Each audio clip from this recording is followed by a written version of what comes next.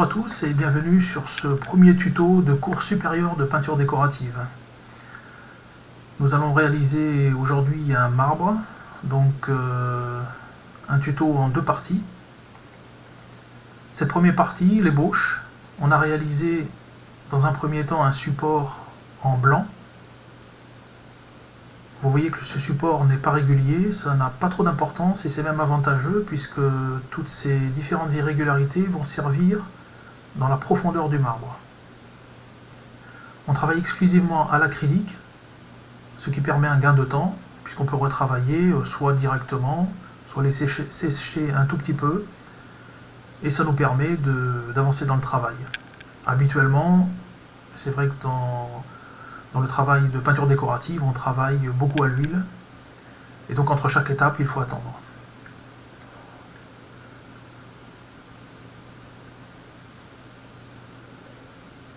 Le premier travail, donc on réalise un glacis à l'eau, on travaille assez liquide, et on apporte une teinte pour l'instant en blanc. On recouvre l'ensemble du travail. Parfois on alterne avec une petite pointe de noir, en choisissant bien sûr de placer, si besoin, les parties plus claires, donc du blanc sur les parties foncées, et à l'inverse, quand on apporte une nuance un peu plus soutenue, sur les parties claires pour essayer de, non pas d'égaliser, mais d'avoir des masses de teintes différentes. Habituellement, le travail est réalisé à la brosse de pouce. Alors si vous n'en avez pas, vous pouvez utiliser ce type de pinceau ou un spalter. Tout au long du tuto, je vais vous montrer donc des pinceaux spécifiques au métier de peintre décorateur, mais la possibilité de les remplacer par des pinceaux classiques que vous pourrez trouver n'importe où.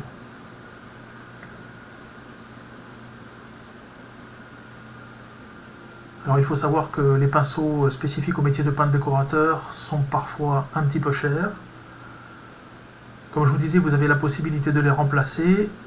Après, donc c'est un travail d'adaptation. Ça ne va pas remplacer forcément les outils qu'on utilise habituellement, mais ça reste approchant.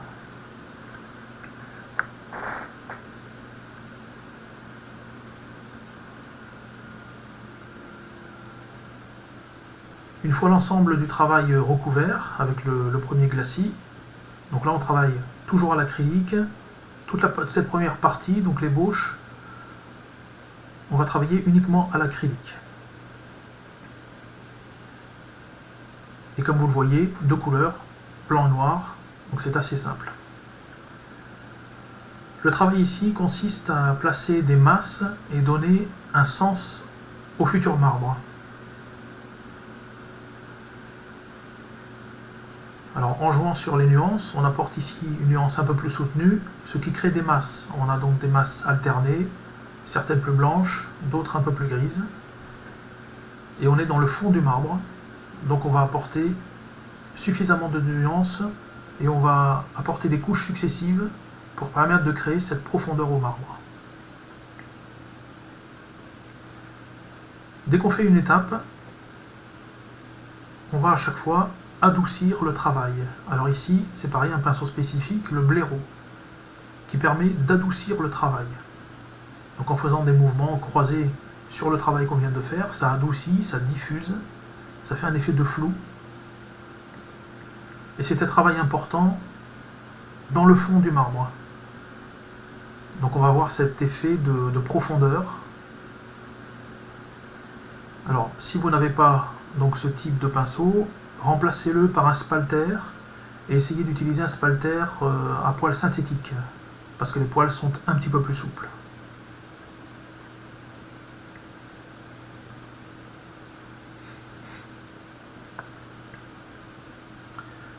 Alors maintenant on reprend le travail. L'étape suivante, alors un pinceau spécifique également ici, la brosse à marbrer. Donc on utilise bien sûr pour tout ce qui est marbre, comme son nom l'indique. Et vous allez voir qu'on peut le remplacer par un autre pinceau un petit peu plus tard. Alors la façon de tenir ce pinceau est importante. Et même si vous le remplacez ce pinceau par un autre, Le fait de le tenir entre le pouce et l'index, en le maintenant avec le majeur, donc on le tient vraiment au bout du pinceau. Alors au début ça paraît un peu curieux, et pourtant ça permet de travailler en légèreté avec la pointe. C'est-à-dire qu'on apporte très peu de matière, et on fait un travail assez fin. Et le fait de le travailler, de tenir de cette façon, donc permet de travailler parfois avec la pointe, et de temps en temps en écrasant les poils du pinceau, ce qui permet d'augmenter la taille et de diffuser un petit peu plus donc la matière qu'on apporte. Là vous le voyez sur le démarrage de l'amorce de la première veine. Autre spécificité, vous voyez que ce travail, quand on place une veine, on le fait comme si on dessinait des éclairs partant d'orage, avec un mouvement un petit peu hachuré, on redescend, on fait des petites hachures en se décalant. Voilà, et ce mouvement est vraiment spécifique. On adoucit de nouveau. Alors n'ayez pas peur, on a l'impression de faire disparaître le travail qu'on vient de faire, mais c'est tout à fait normal. Et ça n'est qu'une impression, puisqu'on est venu avec une teinte supplémentaire. Alors automatiquement, on va retrouver cette trace.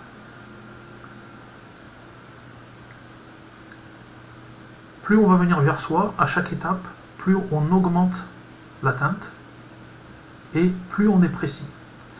Alors voilà, comme je vous disais, on peut remplacer la brosse à marbrer par ce type de pinceau. Alors un pinceau par contre impératif avec des poils longs. Plus ou moins fin, ça c'est à vous de juger suivant vos aptitudes et votre travail. Et on fait le même travail. Donc on le tient à l'extrémité et on le pose simplement et on vient ainsi poser la peinture. Alors vous voyez quand même que le travail n'est pas tout à fait le même, je suis obligé parfois d'appuyer un petit peu plus ou de charger un petit peu plus le pinceau.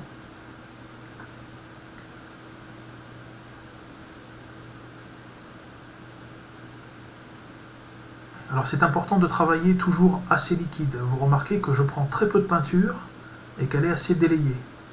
Alors là c'est une autre particularité de la peinture décorative.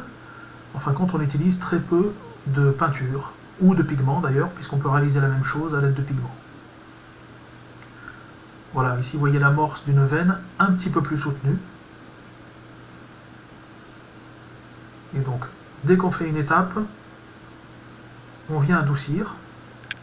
Et vous remarquez que maintenant j'adoucis un petit peu moins de façon perpendiculaire, mais un peu plus dans le sens de la veine. Ce qui permet de diffuser, de commencer à diffuser un petit peu moins ce travail.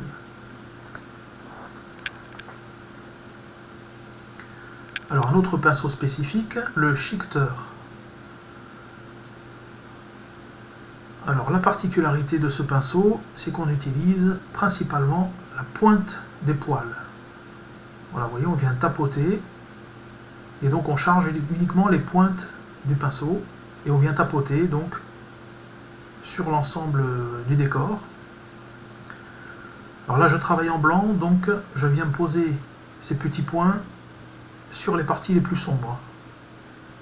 Quand je vais augmenter la teinte, donc je vais travailler sur les parties les plus claires. Ce qui apporte alors un effet un peu de caillou ou de cassure. Vous allez voir à l'étape suivante. Donc toujours assez liquide. Bien sûr, il ne faut pas que ça coule. Si c'est le cas, vous prenez votre pinceau pour adoucir, donc le blaireau ou le spalter, et vous faites un petit adouci. Alors maintenant, je vais charger un petit peu plus, donc passer à une nuance un peu plus forte, toujours assez liquide, voilà, et je viens faire ces petits chiquetés à différents endroits, donc on ne recouvre pas toute la surface, il faut vraiment donner cet effet un petit peu de caillou, ou alors comme vous le voyez là, on peut appuyer un peu plus sur les poils, et donc on fait cet effet de traînée.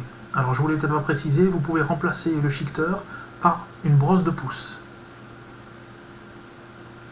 Et vous venez adoucir l'ensemble du travail, et là, on a terminé l'ébauche, donc la première partie du tuto, et je vous invite à suivre la deuxième partie, et vous allez voir que le travail va être assez rapidement terminé, et donc vous serez capable de faire votre premier marbre. À bientôt.